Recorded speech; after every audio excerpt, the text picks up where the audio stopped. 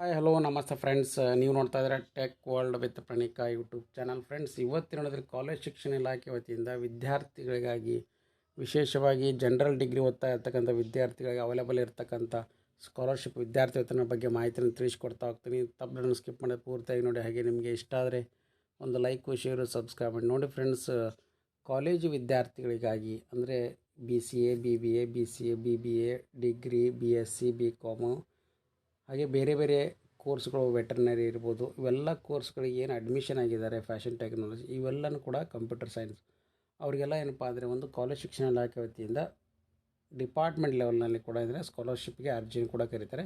ಆ ಸ್ಕಾಲರ್ಶಿಪ್ ಲಿಸ್ಟ್ಗಳು ಯಾವುದನ್ನು ಕೂಡ ಈ ವಿಡಿಯೋದಲ್ಲಿ ತಿಳಿಸ್ಕೊಡ್ತಾ ಹೋಗ್ತೀನಿ.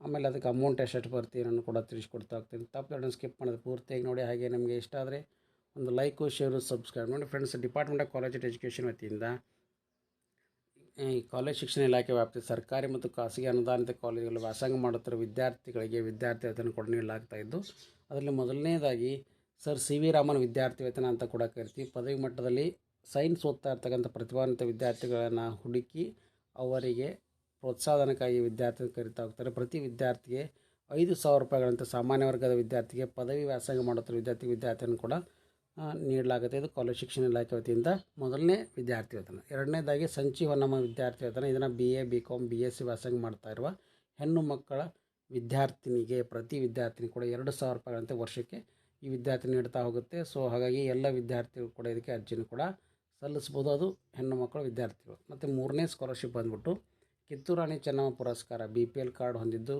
ವೃತ್ತಿ ಶಿಕ್ಷಣ ವ್ಯಾಸಂಗ ಮಾಡ್ತಾ ಇರುವ ಪ್ರತಿ ಜಿಲ್ಲೆ 10 ವಿದ್ಯಾರ್ಥಿನಿಯರಿಗೆ CET ಘಟಕದಲ್ಲಿ ಅವರು ಪಾವತಿಸಿದ ಶುಲ್ಕವನ್ನು ಕೂಡ ಮರುಪಾವತಿ ಮಾಡಲಾಗುವುದು. ಇದನ್ನು ಪ್ರತಿ ವರ್ಷ ಕೂಡ ಕರೀತಾರೆ. ಮತ್ತು ಅದರ ಜೊತೆಗೆ ಒಂದು ಸರಿ ಸೆಲೆಕ್ಟ್ ಆದಮೇಲೆ ರಿನ್ಯೂವಲ್ ಕೂಡ ಮಾಡ್ತಾ ಇರಬೇಕಾಗುತ್ತೆ ಹೊಸದಾಗಿ. ಮತ್ತು ಅದರ ಜೊತೆಗೆ ರಿನ್ಯೂವಲು.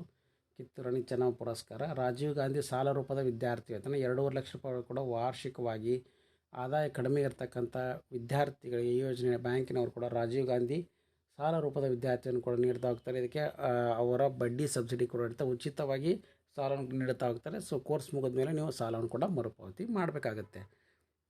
4ನೇ ಸ್ಕಾಲರ್ಶಿಪ್ ಅದು ರಾಜೀವ್ ಗಾಂಧಿ ಸಾಲ ರೂಪ. 5ನೇದ್ದು HIV ಕುಷ್ಠರೋಗ ಪೀಡಿತರಿಗೆ ಮಕ್ಕಳಿಗೆ ವಿದ್ಯಾರ್ಥಿ ವೇತನ. ಸೊ ಇವ್ರಿಗೇನಪ್ಪ ಅಂದರೆ ಈ ರೋಗದಿಂದ ಬದುಕಿರುವ ಮತ್ತು ಮೃತ ಹೊಂದಿರುವ ಪೋಷಕರ ಮಕ್ಕಳಿಗೆ 21,800 ರೂಪಾಯಿಗಳಂತೆ ವಿದ್ಯಾರ್ಥಿ ವೇತನ ಕೂಡ ಪ್ರತಿ ವರ್ಷ ನೀಡಲಾಗುತ್ತೆ. ಸೊ ಈ ಥರದ್ದು ಯಾರು ಮಕ್ಕಳು ನಿಮಗೆ ಕಂಡು ಬಂದಲ್ಲಿ, ವಿದ್ಯಾರ್ಥಿಗಳು ಕಂಡು ಬಂದಲ್ಲಿ ಅವರಿಗೆ ಇದರ ಸದುಪಯೋಗ ಮಾಡಿಕೊಳ್ಳಿಕ್ಕೆ ಅವಕಾಶ ಕೂಡ ನೀಡ್ತಾ ಇದ್ದಾರೆ. ಸೊ ಇದು 5ನೇ ವಿದ್ಯಾರ್ಥಿ ವೇತನ. 6ನೇದು ಪದವಿ ಮಟ್ಟದಲ್ಲಿ ಕನ್ನಡ, ಸಂಸ್ಕೃತ, ಆಂಗ್ಲ ಭಾಷಾ ವಿದ್ಯಾರ್ಥಿ ವೇತನ ಕರಿತೀವಿ. ಸೊ ಇದೇನಪ್ಪ ಅಂದರೆ ಪದವಿ ಮಟ್ಟದಲ್ಲಿ ಕನ್ನಡ, ಸಂಸ್ಕೃತ, ಆಂಗ್ಲ ಭಾಷೆ ಪ್ರಧಾನ ವಿಷಯನ್ನಾಗಿ ಅಂದರೆ ಮೇನ್ ಸಬ್ಜೆಕ್ಟ್ ಆಗಿ ತೆಗೆದುಕೊಂಡು ವ್ಯಾಸಂಗ ಮಾಡ್ತಾ ಇರ್ತಕ್ಕಂಥ ಪ್ರತಿಭಾನ್ವಿತ ವಿದ್ಯಾರ್ಥಿಗಳಿಗೆ 500 ರೂಪಾಯಿಗಳಂತೆ ಪ್ರತಿ ವಿದ್ಯಾರ್ಥಿಯನ್ನು ಕೂಡ ನೀಡಲಾಗುತ್ತೆ. ಇದು ಕೂಡ ಕಾಲೇಜು ಮಟ್ಟದಲ್ಲಿ ಕಾಲೇಜ್ ಶಿಕ್ಷಣ ಇಲಾಖೆ ವತಿಯಿಂದ ನೀಡಲಾಗುತ್ತೆ. ಹಾಗೆ SC ST ಸೈನಿಕ ಸಿಬ್ಬಂದಿ ಮಕ್ಕಳಿಗೆ ಕೂಡ ಎಲ್ಲ ವಿದ್ಯಾರ್ಥಿಯನ್ನು ಕೂಡ ನೀಡಲಾಗುತ್ತೆ. ಸೊ ಇದು ಶೆಡ್ಯೂಲ್ ಕ್ಯಾಸ್ಟ್, ಶೆಡ್ಯೂಲ್ ಟ್ರೈಬ್ಸ್ ಇರ್ಬೋದು. ಮತ್ತು ಸೈನಿಕ ಅಂದರೆ ಆರ್ಮಿ ಅಂತ ಏನು ಕರಿತೀವಿ.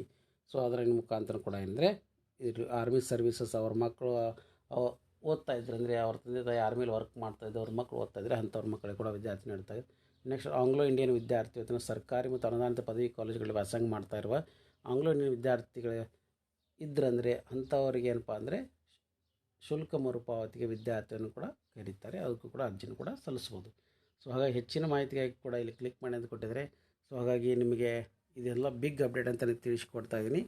ಡಿಪಾರ್ಟ್ಮೆಂಟ್ ಆಫ್ ಕಾಲೇಜ್ ಎಜುಕೇಷನ್ ವತಿಯಿಂದ ಈ ಎಲ್ಲ ಸ್ಕಾಲರ್ಶಿಪ್ಗಳು ಕೂಡ ಪ್ರತಿ ವರ್ಷವೂ ಕೂಡ ಅರ್ಜಿ ಕರೀತಾ ಇದ್ದಾರೆ. ಹೆಚ್ಚಿನ ಮಾಹಿತಿಗೆ ನಿಮ್ಮ ಕಾಲೇಜಿನ ಪ್ರಾಂಶುಪಾಲರನ್ನು ಕೂಡ ನೀವು ಭೇಟಿಯಾಗಿ ಸೊ ಅರ್ಜಿ ಫಾರ್ಮ್ ಕೂಡ ವಿತರಣೆ ಮಾಡ್ತಾರೆ. ಆಲ್ರೆಡಿ ಅಡ್ಮಿಷನ್ ಕೂಡ ಸ್ಟಾರ್ಟ್ ಆಗಿದೆ. ಅಡ್ಮಿಷನ್ ಕೂಡ ಈಗ ಮುಗಿತಾ ಇದೆ. ಸೊ ನಂತರ ಈಗ ಅಪ್ಲಿಕೇಶನ್ ಕೂಡ ಇಸ್ಕೊಂಡು ಭರ್ತಿ ಮಾಡಿ ನಿಮ್ಮ ಕಾಲೇಜ್ ಲೆವೆಲಲ್ಲಿ ಕೂಡ ನೀವು ಭರ್ತಿ ಮಾಡಿ ಸಬ್ಮಿಟ್ ಮಾಡಬೇಕಾಗತ್ತೆ. ಸೊ ಹಾಗಾಗಿ ಇದೊಂದು ಬಿಗ್ ಅಪ್ಡೇಟ್ ಅಂತಲೇ ಕೂಡ ತಿಳಿಸ್ಕೊಡ್ತಾ ಇದ್ದೀನಿ ಫ್ರೆಂಡ್ಸ್.